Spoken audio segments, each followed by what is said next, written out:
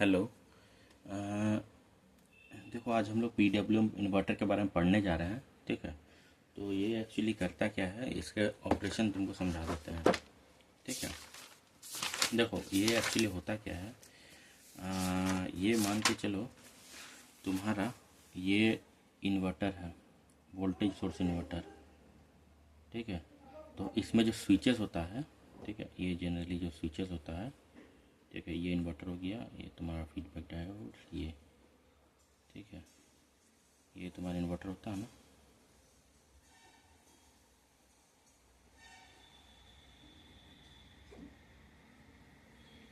ठीक है, ये इन्वर्टर हो गया, यहाँ से ए निकल गया, यहाँ से हमारा बी निकल गया, ये प्लस माइनस लोड को चल गया। ठीक है, तो ये होता है तुम्हारा वी एस।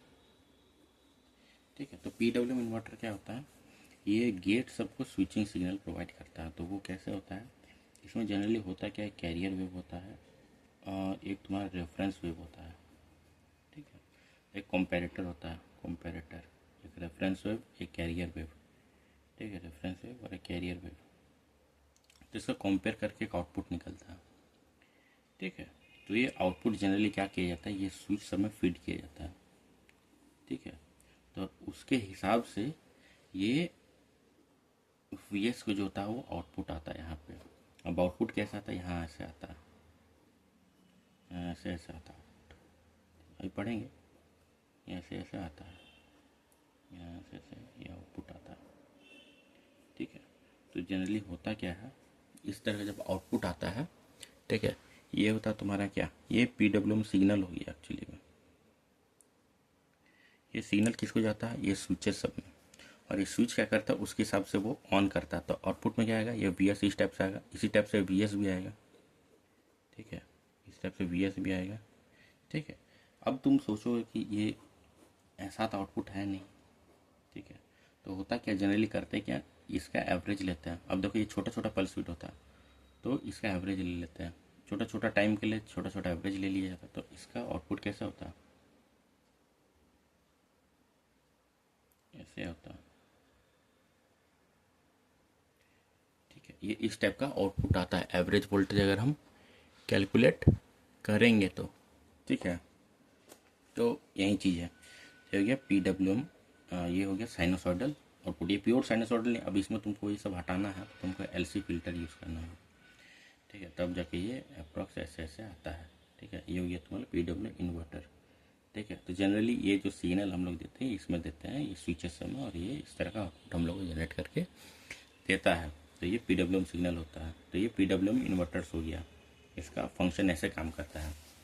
ठीक है, अभी देखते हैं पी डब्ल्यू इन्वर्टर की ज़रूरत क्यों पड़ा। देखो अब क्या होता है कि कभी कभी क्या होता है, ठीक है, हम लोग एक्सटर्नल पी डिवाइस लगाते हैं आउटपुट वोल्टेज कंट्रोल करने के लिए। अब होता क्या है, जनरली वीएसआई में क्या होता है कि तुम्हारा आउटपुट वोल्टेज फिक्स होता है। ठीक है, तो जब आउटपुट वोल्टेज फिक्स होता है तो उसको तुम चेंज नहीं कर सकते। लेकिन पीडब्ल्यू में क्या होता है, तुम उसका आउटपुट वोल्टेज वेरी कर सकते हो। लेकिन जनरली हम लोग पास और एक मेथड होता है, क्या होता है कि रेक्टिफायर होता है, फिर डीसी एसी कन्वर्टर, फिर एसी हमको वेरिएबल मिल जाएगा। लेकिन ये थोड़ा लंबा चेन प्रोसेस है, इसमें कॉस्टिंग भी ज़्यादा पड़ जाएगा, तो इसीलिए ये स्लगिश रिस्पॉन्स भी देता है। ठीक है, तो हम लोग यूज़ नहीं करते हैं, एफिशिएंसी पुअर होता है, not cost effective AC to AC controller, we do not prefer external voltage control method. लेकिन जनरली होता है क्या, हम लोग को एज ए इंजीनियर क्या करना पड़ता है, हम लोग को एज ए इंजीनियर हम लोग को एफिशिएंसी देखना पड़ता है 24 घंटा में, इसका आउटपुट कैसा है। इनपुट अगर हम कुछ दे रहे हैं तो आउटपुट उसका कैसा आना चाहिए। ठीक है, तो वो चीज़ इंपॉर्टेंट होता है। अब देखो स्क्वायर वेव ये है, स्क्वायर वेव में आरएमएस वैल्यू कैसे निकालते हैं। अब देखो इसका आरएमएस वैल्यू कैसे निकालोगे। ठीक है, तो क्या करोगे, मैग्नीट्यूड ले लोगे, मैग्नीट्यूड इंटू एग्जिस्टिंग टाइम। ठीक है, एग्जिस्टिंग टाइम जो है इसका, ये और यहाँ पे कर रहा है बाय एग्जिस्टिंग टाइम। जनरली होता है क्या, इसका स्क्वायर करोगे तो ये ऐसे आ जाएगा, ये ऐसे ऐसे ऐसे मतलब एक सीधा वेव हो जाएगा। तो इसका आरएमएस वैल्यू कैसे लेते हैं, ये magnitude V S by two into ये वाला existing time by existing time. यहाँ टोटल टाइम नहीं होता है, सिमेट्रिक अगर वेव फॉर्म है तो सिमेट्रिक वेव में existing time by existing time होता है। लेकिन असिमेट्रिक में क्या होता है, ये existing time by total time हो जाता है, क्योंकि एवरेज वैल्यू इसका तो जीरो है। ठीक है, अब इंटरनल कंट्रोल में क्या होता है तुम्हारा, इंटरनल कंट्रोल में हम लोग पी डब्ल्यू एम जो मेथड है उसको हम लोग पढ़ते हैं, ठीक है। अब रुको उसको थोड़ा एडजस्ट करना है।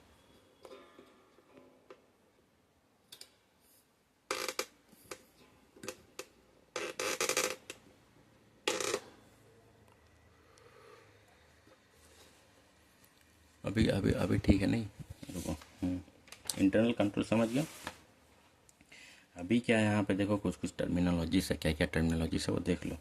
टोटल पल्स विद मतलब जो पल्स आएगा, ठीक है। जैसे यहाँ देखो टोटल पल्स विद कितना है, यहाँ देखो ये हो गया पल्स। तो टोटल पल्स विद जो है मतलब ये वाला लेंथ प्लस ये वाला लेंथ बराबर 2D होगा हाफ साइकिल में, लेकिन ठीक है।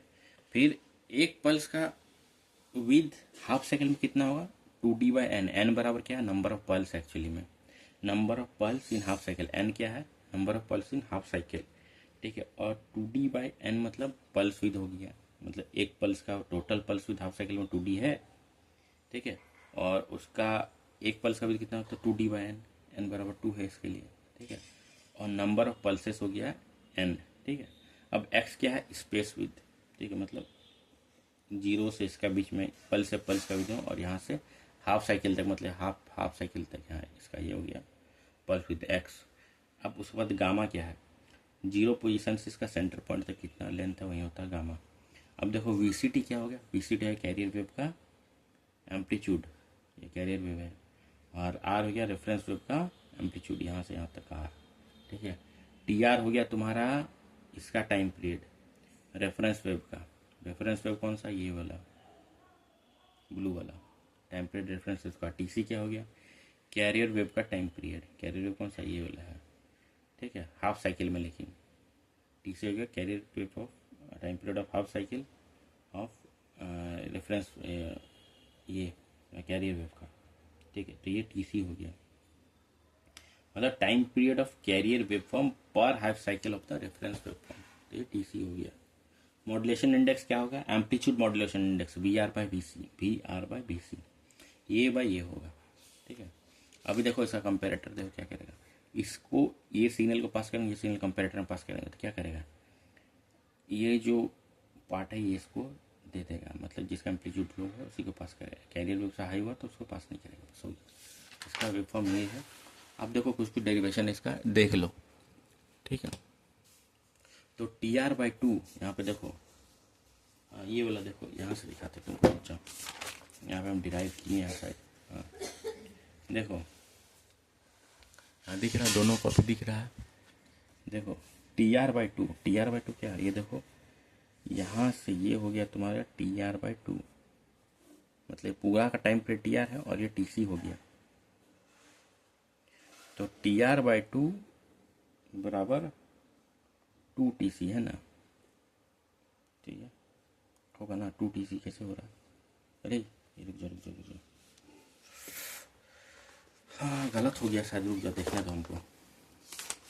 अगर हम इसको TC बोल रहे हैं, हम पर हाफ साइकिल ऑफ रेफरेंस, अच्छा सॉरी, ये देखो, हाँ ये ठीक था। देखो TR/2 हो गया ये वाला बराबर 2TC हो गया ना, ये इसका TC ये वाला है। तो TR/2 यहाँ तक TR/2 बराबर 2TC हो रहा। अब मान लो n नंबर ऑफ पल्स होता है, यहाँ पे n नंबर ऑफ पल्स होता है, तो क्या TR/2 बराबर NTC होता है कि नहीं, तो यहाँ पे वहीं किया। तो TR/2 बराबर NTC हो गया, यहाँ पे TR/2 बराबर NTC। तो n बराबर क्या आ जाएगा, FC/2FR, ठीक है। अब यहाँ से हमको n का वैल्यू निकल गया। अब यहाँ हम कुछ कुछ पल्स विद निकालना है, ठीक है। पल्स विद कैसे निकालेंगे, देखो ये वाला ट्रायंगल जो है, ये वाला ट्रायंगल देखो, ठीक है। तो यहाँ पे ये सिमिलर ट्रायंगल वाला क्राइटेरिया निकालो, क्या होगा, ये वाला लेंथ बाई ये वाला लेंथ बराबर ये वाला लेंथ बाई ये वाला लेंथ, हो गया ना। ये वाला लेंथ बाई ये वाला लेंथ बर इक्वल टू ये वाला लेंथ बाई ये वाला लेंथ, हो गया। तो वही किए हैं। AC/ED, तो AC/ED बराबर BG/BF, ठीक है। तो AC क्या है, पल्स विद है, क्योंकि यही वाला तो आउटपुट में आ रहा ना, यही वाला तो आउटपुट में आ रहा ना, ये देखो आ गया।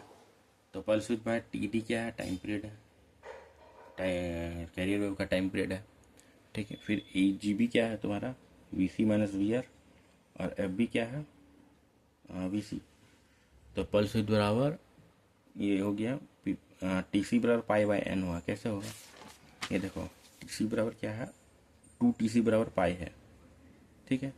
तो एन टी सी बराबर पाई होगा, तो टी सी बराबर क्या पाई बाय एन आएगा ना, तो पाई बाय एन कर दिए, ठीक है। तो 1 minus V R by V C. तो V R by V C क्या है, एम्पलीट्यूड मॉड्यूलेशन इंडेक्स। तो पल्स विड्थ क्या होगा, pi by N 1 minus M A. लेकिन जनरली पल्स विड्थ क्या होता है, 2D बाय एन होता है। तो पाई बाय एन बराबर 1 minus M A by 2D by N. तो टोटल पल्स विड्थ पर हाफ साइकिल कितना, pi into 1 minus M A, ठीक है। अब यहाँ से गामा निकालो। गामा कैसे निकालोगे, गामा क्या होता है, गामा नहीं एक्स निकालो, एक्स ये तुम्हारा स्पेस विड्थ। स्पेस विड्थ कैसे निकालो, 3x प्लस ये पल्स विड्थ और ये पल्स विड्थ। तो 3x बराबर pi minus 2D by 3n। अब देखो यहाँ पे x बराबर पाई माइनस 2D बाई 3 है। अब जनरली तुम्हारा अगर पल्सेस 3 है तो पाई माइनस 2D बाई 4 है। पल्सेस 5 होगा तो क्या होगा, pi minus 2D by 6। General क्या होगा, पाई एक्स बराबर pi minus 2D by n plus 1।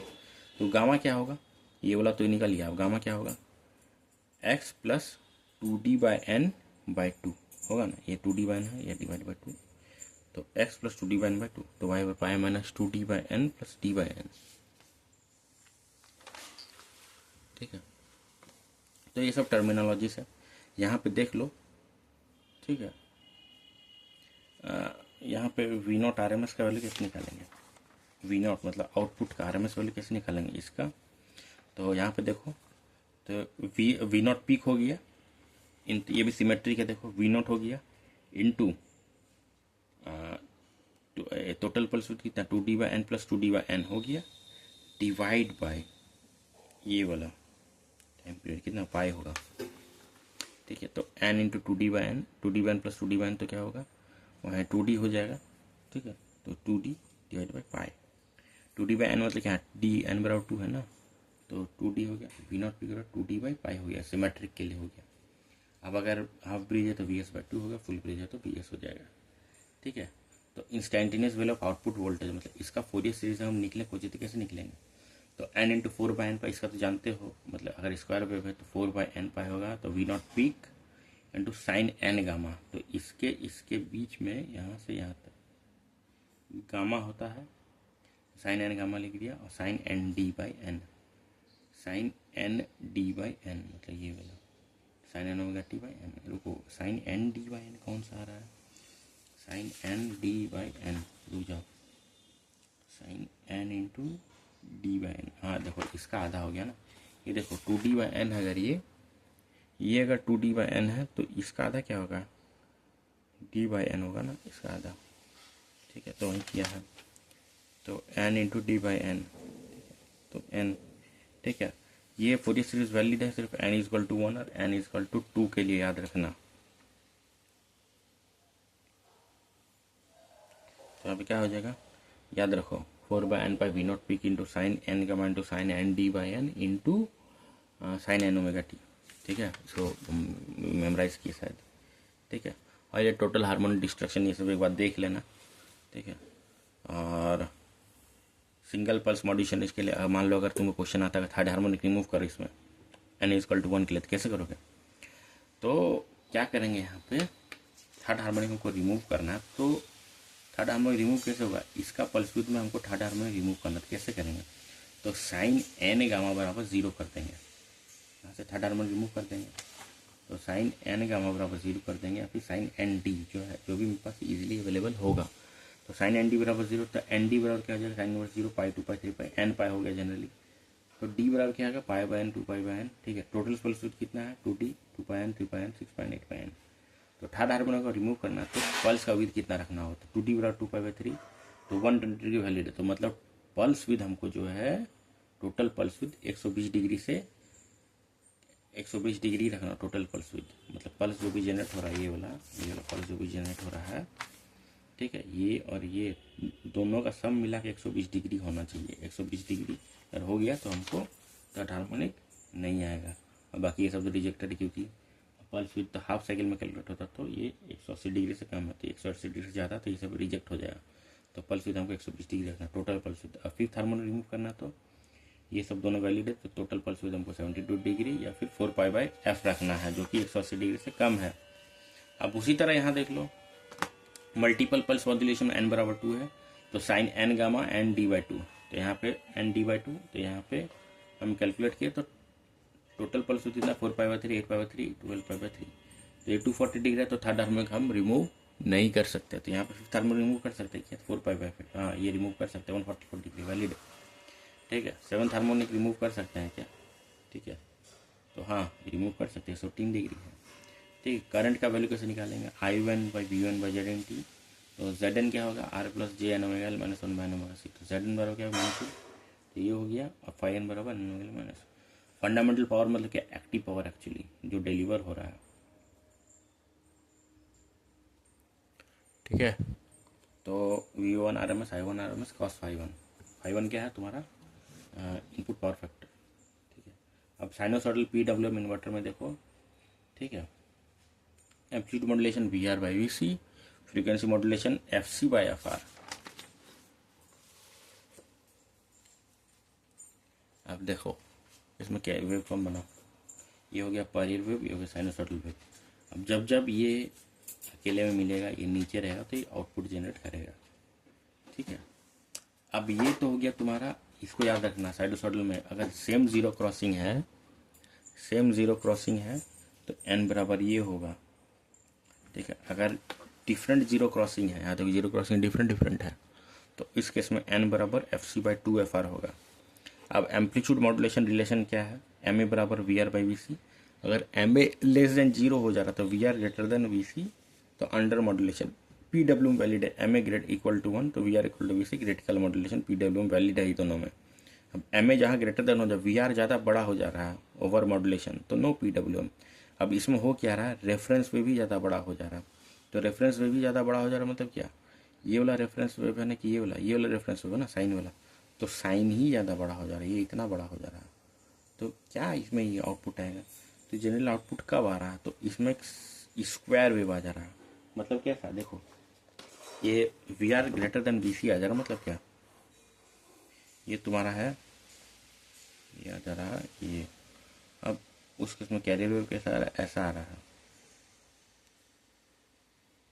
ये आ रहा ना, ये हो गया क्या VC, और ये क्या होगा VR। तो इस केस में क्या होगा, आउटपुट कैसा आएगा, ये तुम्हारा सीधा स्क्वायर वेव आ जाएगा, ठीक है। तो ये जनरली स्क्वायर वेव ही हो गया, ठीक है। तो वहीं यहाँ पे लिखा गया है, यहाँ पे सीधा स्क्वायर वेव रिलेशन हो जा रहा है, ओवर मॉड्यूलेशन, नो PWM काम ही नहीं कर रहा है यहाँ पे, ठीक है। तो यहाँ पे over modulation square wave relation, ठीक है। अब यहाँ पे दो चीज़ याद रखने वाला है, MA अगर लेस देन इक्वल टू 1 है बाय डिफॉल्ट केस, तो B01 मतलब fundamental component MA into VS sine ω t, ये हो गया तुम्हारा क्या आउटपुट का फंडामेंटल वेव फॉर्म। और यहाँ MA ग्रेटर देन 1 हो जा रहा तो फोरियर सीरीज जैसे हम लोग लिखते हैं इस केस के लिए, तो 4/π इंटू VS साइन ω t, ये इसका फंडामेंटल हो गया, ठीक है। तो अगर ये हो गया तो इसका ये लिखेंगे, तो करंट रिलेशन क्या होगा फंडामेंटल कंपोनेंट से, तो V0n/Z1, तो अगर लेस देन 1 के लिख रहे तो MA VS साइन ω t, तो ये हाफ ब्रिज के लिए हो गया θ1।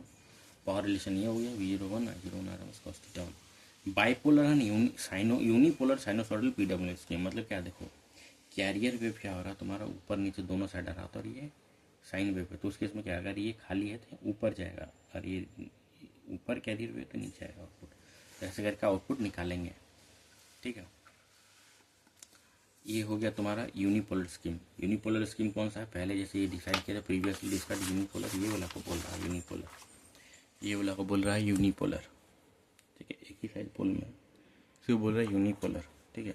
अब ऑर्डर ऑफ हार्मोनिक्स देख लो, ये इससे क्वेश्चन आता ही, तो ऑर्डर ऑफ डोमिनेंट हार्मोनिक्स क्या हो, 2n+1, n क्या है नंबर ऑफ पल्सेस पर हाफ साइकिल, ठीक है। तो ऑर्डर ऑफ हार्मोनिक्स का ये MF लिख दे, लेकिन एक्चुअली है ऐसा MF+-1, actually frequency modulation index है, ठीक है।